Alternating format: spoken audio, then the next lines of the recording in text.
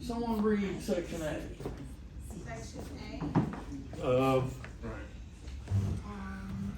A of section 18, grief, a crucial part of recovery. Grief has been described as the emotions that heal themselves, but the majority of people need some social contact for healing to occur. Grievers need the opportunity to share their grief outside of themselves in a caring environment. So everybody doesn't grieve the same? It's just a certain specific period of time and everybody grieves the same and. Sometimes they grieve at different times. Okay. Read the next paragraph. Many grievers do not give themselves permission or receive permission from others to mourn and to express their many conflicting thoughts and feelings. Society often encourages the repression of the emotions of grief as opposed to the expression. As a result, many people grieve in isolation or attempt to run away from their grief through various means. Okay, so not everybody embraces it, handles it the same way. It's very different for different people. All right, let's talk about some of the common avoidance patterns. Read number E, or I, I'm sorry. Number I. Number one. Number one. Oh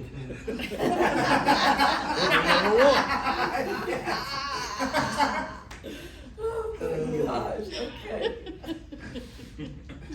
The person who believes that if you delay the expression of your grief over time, it will hopefully go away. That's wrong. Very wrong. Absolutely. Grief builds within and typically comes out in a variety of ways which do not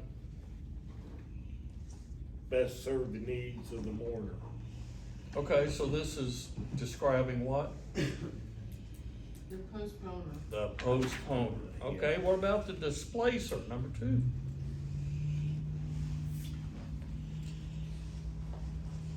What's a displacer do? The person who takes the expression of their grief away from the loss itself and displaces the feelings in other directions. That would kind of be like, becoming to where like you're working all the time. Yeah, staying busy. Yeah. Busybody. That's what I did. Wow, it's funny I read that. Yeah. Towards the bottom of that paragraph, becomes bitter toward life in general. Oh. Interesting.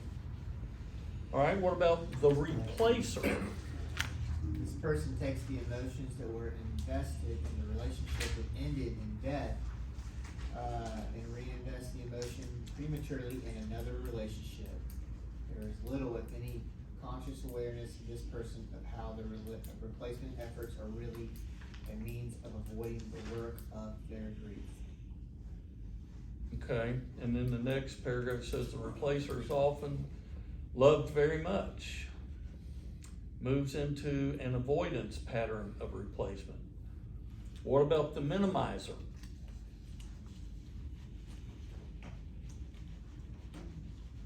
The minimizer is the person who is aware of feelings of grief, but when felt, works to minimize the feelings by diluting them with a variety of rationalizations. Okay. What's society's message? Get over one's grief? Yeah. Get over it. Yeah, get over it and get back to work. Okay. There's a, example of something that happened to a young lady that I got really close to. And, when she was a senior in high school, she had played softball, and her and this group, it was their senior year, and they were going to a football game over in, I think it was at Fort Walton. They were going down the interstate, and she was driving. Her best friend was in the front seat with her, and then there were some other girls in the back seat.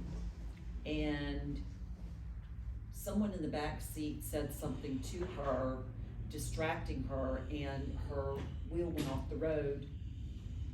She overcorrected, and her best friend was killed. She ended up with lots of broken bones. The other girls were injured as well. She never got over the death of that best friend. She started drinking, she started doing drugs, and that's a lot that will happen with some people when they have a loss of someone they truly love. A few years later, she was very close to her brother, and her brother committed suicide. He was 18. It has been 12 years, I guess, since the best friend died. And she would go through spells of up and down, where she'd get depressed, and especially around the anniversary of when the deaths were, because they were really close to each other. And she had been doing really well with being off drugs, and I guess just it hit her really hard in the last month, and decided to do something again, and you never know, because she OD'd from, what was it that was in it? Fentanyl, and died. And it's just really hard, because I look back and I think, what could I have done more? What could I have said more to help her? She came to MEW off and on, but it's just, you never know. You never know, but that was how she dealt with it, and it wasn't a positive way of dealing with it. I'm surprised that she was able to hold it together for that long, right? She fell in love, and he really was a very supportive, positive thing in her life. But it hit her so hard this year for some reason that, I mean, she wasn't trying to kill herself. It was the fentanyl in it. She was just trying to ease the pain, Right. Yeah. ease the pain. And, you know, she believed in God. I know she was saved. But, She was young too, wasn't she? yeah, That's, yeah, she was 29 or 30, I think now. It had been about 10 or 12 years. So what we're going over is an explanation of different ways that different people deal with this kind of stuff. What about the somatizer, number 5? This is one where the person who converts feelings of grief into physical symptoms. Okay. Kind of in the middle, it says, by taking on the sick role. So they begin to think they're sick all the time, become completely preoccupied with bodily involvement and sickness. She might have little or no energy to relate to others and to do the work of her mourning. This type of person may become deeply depressed, lay around in the bed all the time, not want to do anything or engage anybody. What about B, understanding and responding to the explosive emotions of the bereaved? Anybody ever seen that? Yeah. Okay, what does number 1 say?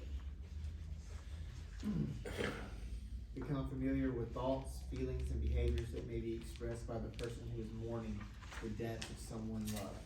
Okay.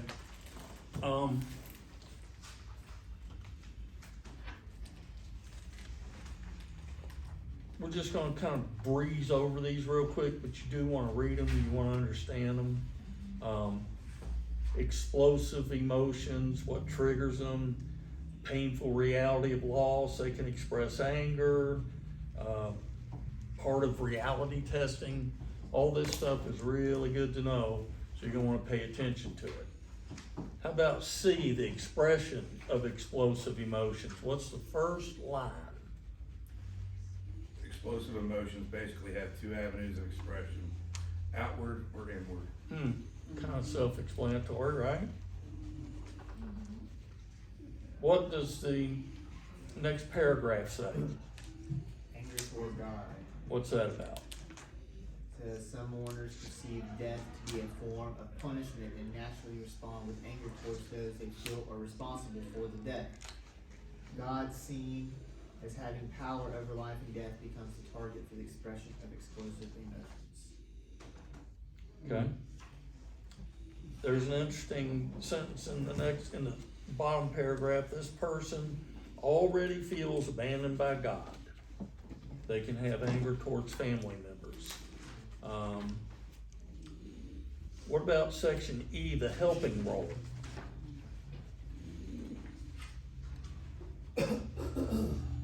What's this about? Says validating the emotions when expressed and explored with the mourner when he or she does not. Okay. Second paragraph, healthy grief requires that explosive emotions, when present, be expressed, not repressed. Grieving people need a supportive listener who can tolerate, encourage, and validate explosive emotions. And at the bottom it says, at times you'll be rebuffed by those very persons who you attempt to comfort. Because the more accepting comfort is to acknowledge the pain and the loss that has occurred. This means hostility can be directed towards us. What about section F, grief, a crucial part of recovery?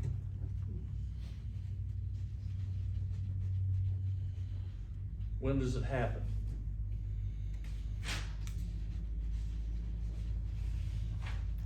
It's different to everybody. So with loss comes grief. Says culture may dictate strong expression or the constriction of emotion. No matter, the loss is still final and the grief is real. Grief is normal, natural cleansing, and the need for prompt expression must not be denied. And loss is still loss. Bereavement produces, what's the second paragraph? Bereavement produces immediate and prolonged responses. What does that mean? What's the next sentence? There's weeping, sleeplessness, depression, lack of alertness, decrease in appetite, loss of weight, decreased interest in social activity, self-criticism, irritability, anxiety, and anger. So it's not only psychological effects, it can have physiological effects, and a lot of them, not too pleasant. Someone read the bottom paragraph of that. From the moment of death, friends and family of the bereaved may rally around to make sure the mourner is not left alone. They try to divert attention towards safe areas. They steer conversation and arrange activities to distract the grieving person's mind from tangible reminders and memories. They mean well, but they are probably doing the wrong thing. The bereaved person needs to grieve and mourn the saddest event in their life. To deny this lengthens the grieving process. Leave the bereaved person alone. Often in the still of the night, the survivor is racked with grief and suddenly feels all alone with memories, doubts, guilt, and sorrow flooding his or her being. If that person was encouraged to talk, remember, and reminisce, still of the night aloneness would perhaps be less devastating. Okay? I got a question. Go right I ahead. think that do you think I don't know how to really describe it.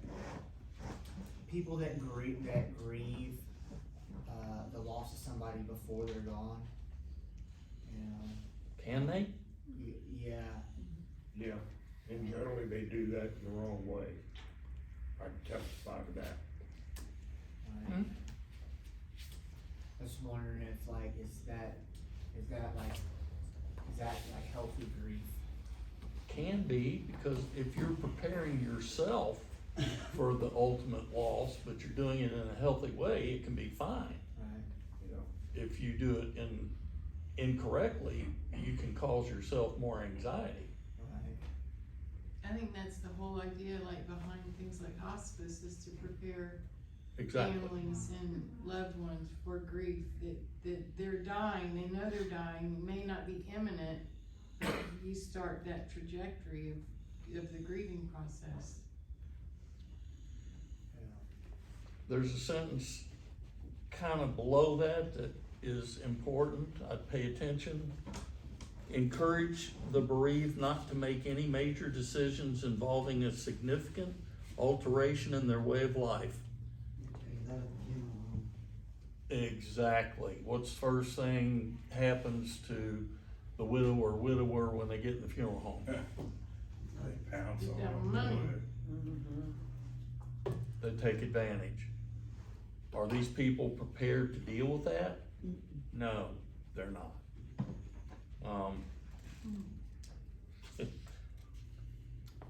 Kinda like vultures, Yeah.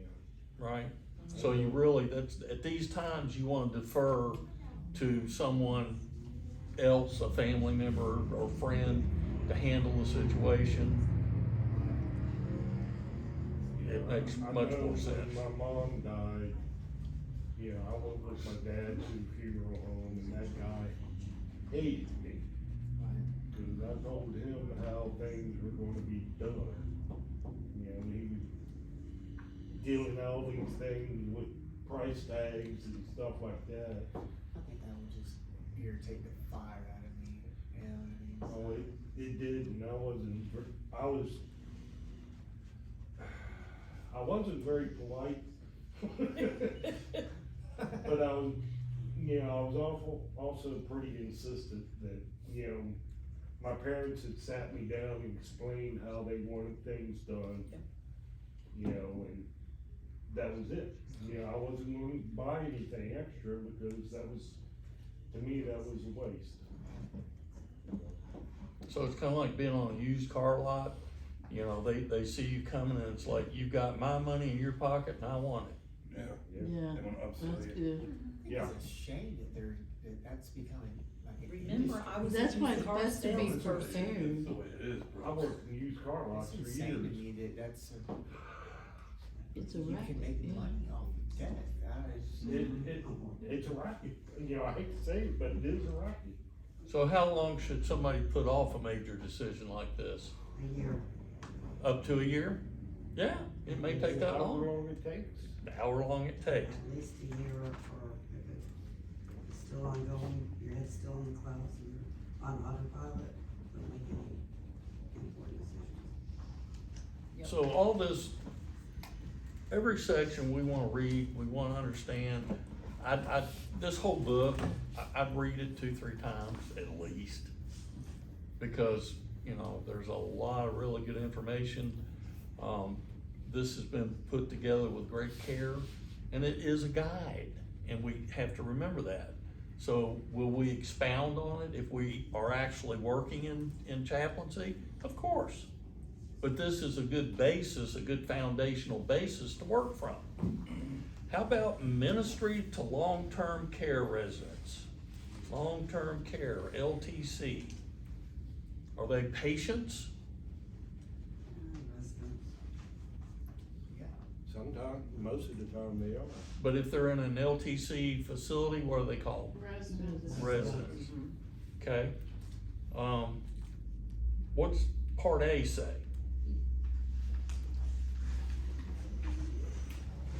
I think you could speak on this. Understanding the environment of the long-term care facility. Yeah, The emotional and spiritual distress found within a long-term care facility is comparable to that of a community that has experienced a natural disaster such as a flood, hurricane, or tornado. why? There's a strong presence of anxiety, fear, hopelessness, and anger. Confusion is common, and questioning hearts try to understand God's role in their current circumstances. Part B with long-term care. What? Not many caregivers. Okay. A lot of people quit showing up. How about the geriatric patients are confronted with what? Loss of physical abilities, functions, privacy disappear, freedoms are restricted, and the neighbors rotate regularly, generally due to death rather than discharge. Well, gee, that kinda sounds like an assembly line, doesn't it? Sure does. Heaven's waiting room. So it doesn't sound extremely pleasant. So that tells me that for a chaplain that goes into a facility like this, you're gonna have your job cut out for you, because these people are starving for attention and affection. Are their families showing up every week and regularly taking care of them? A lot of times the families quit coming because they don't wanna see death knocking on the door. You know, when I've worked in some of them, a lot of times they'll say, I just got put here until my time to die. It's just a place for me to be like a storage unit. It's like How sad is that? That's very sad. Well, I mean, now that's legitimate, but sometimes there are legitimate cases where, you know, the family and, or whatever, are just unprepared to be able to take care of that. Or individual. exasperated. Or unable to take care of Or it. exasperated because they've been doing it for a long time. Yeah, I want my son to put me in a home. Like, I'm being dead serious. I have one son, I don't have a husband. I don't want my son to have to take care of me. That's a lot to ask of my son. Like, I'm already preparing for that financially. Like, as soon as I retire, I want to go into a retirement home. Like a 55+ deal? Yes. Like, sell my home. Let me hang out with the old ladies and play bingo. Maybe not like as soon as I retire, Actually, that but sounds like a lot. like I want to. I mean, that doesn't sound pleasant, but That's not I mean, something I can use. I heard it was an advertisement, it said, you know, would you rather have someone planning your future for you or plan your future with them? And it was for, you know, a nursing home, you know, to go ahead and prepare for that and to be able to pre-plan, if we're gonna go to a nursing home, this is where I wanna go, this is all these different things, you know, so it's not against your will. It's, you know, if someone said, oh, you're going here, you know, you can go ahead and pre-plan for that, kind of like what you're saying. yeah, like whenever I'm older, not like as soon as I retire, but whenever I start to. I don't want my son to worry about am I gonna walk in the house and she gonna be on the floor because she fell down? You know, as soon as I start to get unstable to that point, I would rather go to a home. Like, I wanna see my grandbabies and, you know, and do all this kind of stuff, but I genuinely don't. When You don't have wanna be a one burden. child, that's a lot of pressure You for don't wanna be a especially a burden. mom. Yeah, I don't. I want him to enjoy his wife and his children and, you know, I don't want him tethered to taking care of mom, Sure. you know? So what's the ministry model look like for this?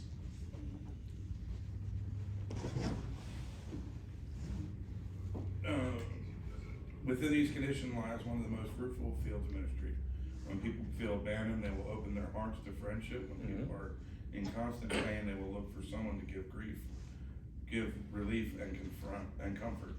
Whenever people face death, they question God and the meaning of life. They look for someone who is able to assist them to make sense of things. In the paragraph, I'm sorry, the second paragraph below that, read that first sentence. Although there are many, Although there are many opportunities for people to receive the gospel throughout their lifetime, they will often arrive at the final stage of life without making a true commitment to God. okay, so that means you may run into old folks that, yeah, they know about Jesus, but they haven't accepted him, don't have a relationship. What you gonna do?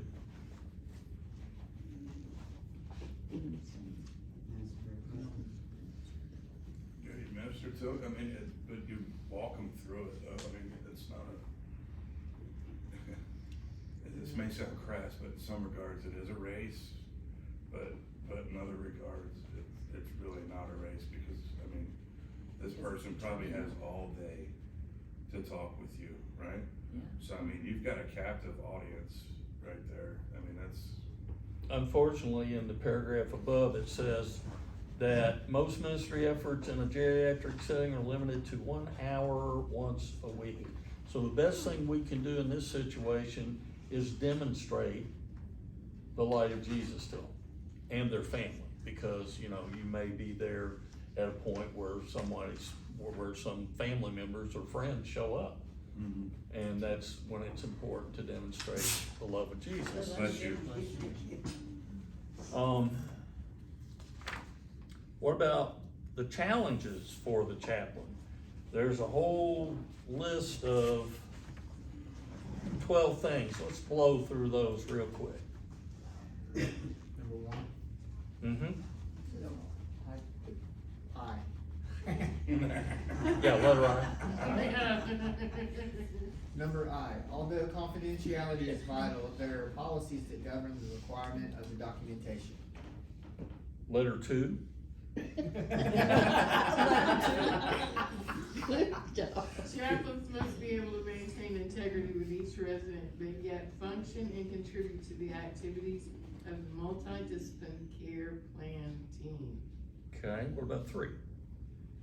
The chaplain must demonstrate the need to be there on an ongoing basis and must always contribute with professional conduct when assisting in identifying needs of the residents, physical, emotional, and spiritual. Right, because we're gonna find out pretty quickly what their needs are and what category their needs are after we spend time with them. Next. 4. The chaplain, as a member of the planning team, must be able to contribute in a participative manner, but must be faithful to ministerial purposes. Okay. 5, gaining partnership from nurses and aides is not an easy task, but it's vital to have their support of this type of ministry. Number 1, they're gonna be busy. Number 2, they may be detached, okay? Number 3, they may not be real friendly. They may resent, if they're secular, they may even resent a chaplain being there, okay? They may feel like, well, a chaplain is gonna interfere with them doing their job, right? Yeah, Okay. I'm reading up top, it talks about this being in a secular environment, but I've been to a few nursing homes, and most of the time, when you first walk through the door, usually behind the desk, there's usually a Jesus on the cross, typically. So it's not completely secular. Granted, it's not, like, I doubt that they're singing hymns halfway through the day, but That's a marketing ploy. I hate to say that, but what's that? sometimes that's more of a marketing ploy. Really? Families walk in. Really? they For see- show. Cause they're like, Oh, they're thinking, oh, what Oh. a great environment. Yeah, I can take you to a few of them in town here that are like that. well, cause most of them are owned by like the Patels and people like that anyway. Honestly, so I know that much.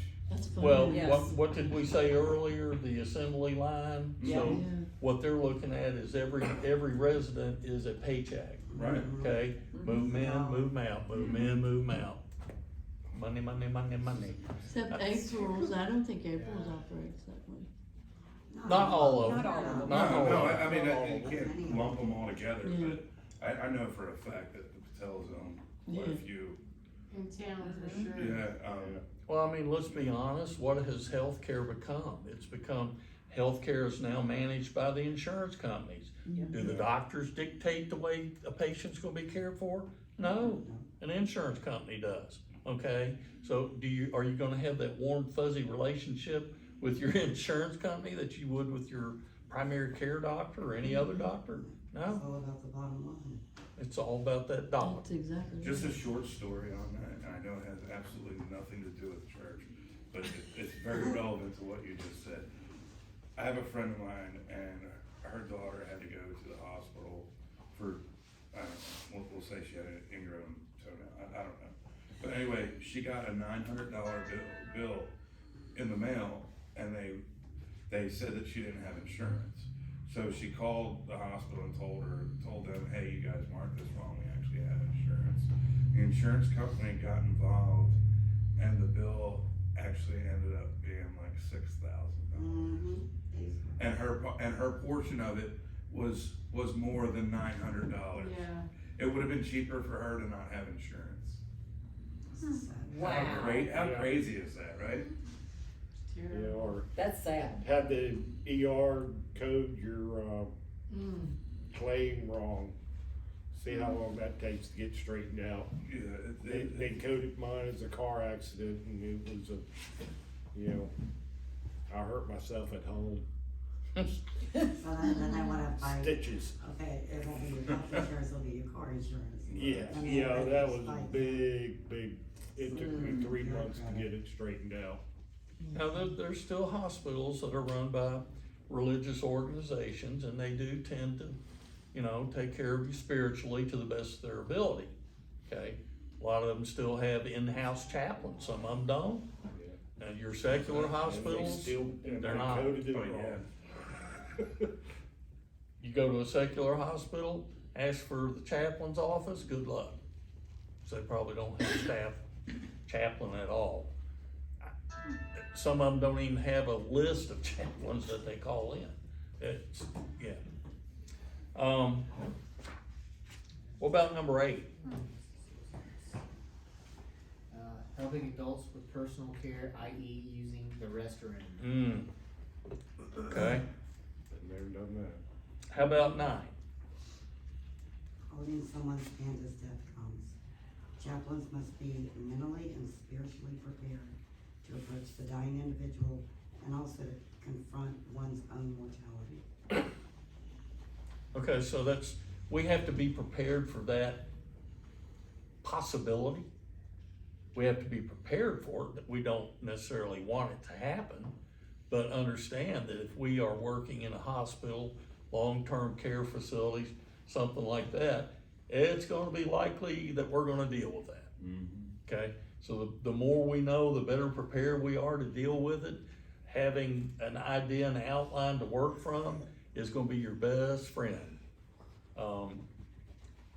You know, if possible, have an experienced chaplain with you the first time to help show you the ropes. It would be very helpful. I mean, you gotta think like how a chaplain is going to process that and deal with it, but even like the other residents, I think, you know, I was thinking Yeah. about it earlier, just the settling in of the people just coming and going and coming and going, and when's the my time, and like that, the reality of that setting in for someone could be more detrimental to their health than, you know, what their actual health problems are. Does that mean that, you know, to kind of have that helplessness? Imagine it probably expedites the process. Yeah, that's what I'm saying, it's probably makes that happen sometimes faster. You know, being in a setting where that's all you see is people come in, they're sick, and then they die, you know? You can become jaded, but that is all the more reason for us as chaplains to be solid and secure in our position, in ourselves, and to be as healthy as we can be possibly, because all this takes a toll. It's emotionally draining. It is.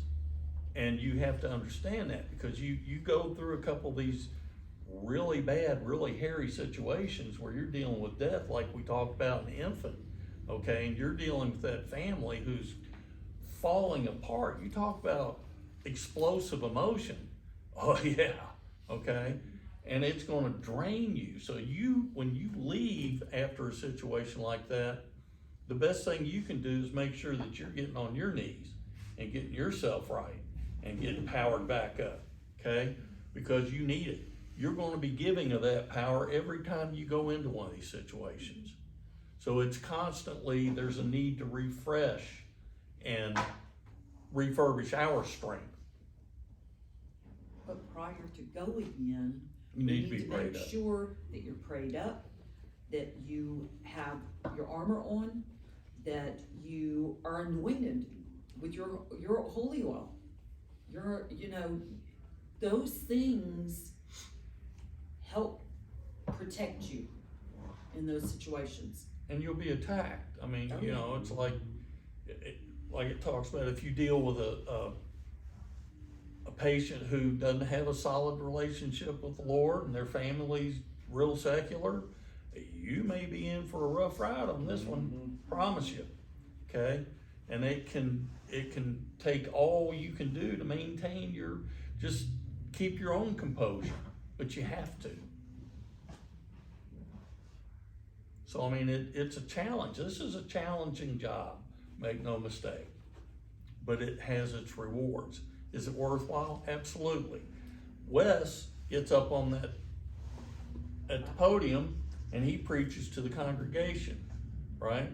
Sometimes we as chaplains, this is the only Jesus they're getting. So we're going out into the field and doing things that pastors can do, but their job is to feed the church. Our job is to feed the secular society. Make sense? He needs help. Absolutely. Yeah, exactly. We're his He can't be everywhere. He's not Be everywhere, exactly. omnipotent. He can't be everywhere at once. So he has to have help. What about activities for a long-term facility? We've already established it's a lonely place. What are some of the bullet points under that say? A chaplain must possess and demonstrate empathy for family members who must walk away and leave their loved ones to live somewhere without them. Yeah, it's not always easy for the family. I mean, there's a lot of times that they have no choice but to let their loved one go into a facility like this. You know, it's not everyone is cold and calloused, and as soon as grandma's old enough, we're putting her in the old folks' home. Sometimes it is the case, but not always, right? So sometimes you gotta look at it from the family's position. It's tough, you know, cause all they're getting is basically an hour a week visitation, if that. Some of them can't even maintain a schedule like that. What are some of the others? Reassure residents they will find a place in this new community. Okay. What about holidays? Chaplain will need to be willing to spend holidays with residents when their family members do not arrive. That's gonna be easy, right? So you're gonna get up from Thanksgiving dinner and you're gonna head right to the old folks' home. Or Christmas Eve, boy, I can't, rush into the old folks' home. How about that? How's that gonna look? How's that gonna feel? Does it need to be done? Yeah. Yeah, without a doubt. Yeah. And honestly, I think it would feel good coming out from that. Yeah. Yes. It's fulfilling. Yeah, without a doubt, Absolutely. man. Shoot. When you're doing the Lord's work, man, it is empowering. There is reward. Which I'm not gonna say that there's not gonna be times when I'm like, oh, Lord. But, you know, He'll give us the strength to get through it. It will. Absolutely. What about some of the others? What about dealing with doctors?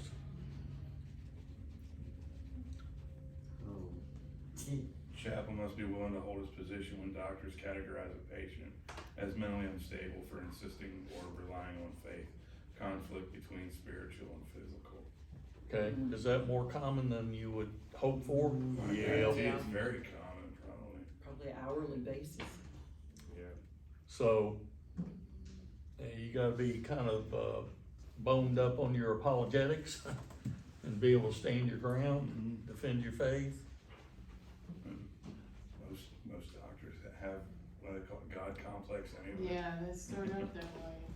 I need to share something really quick that I absolutely was flabbergasted about. We have a new doctor. It's a female. She's probably maybe a little younger than we are, maybe 4 or 5 years. And we went in to see her for the first time this summer. And we had our appointments back to back so that we just go and Right. leave, you know? And so we're in there together. Didn't bother us any, you know, and she was great with it. Do you know, before we left, she asked what she could pray with us about?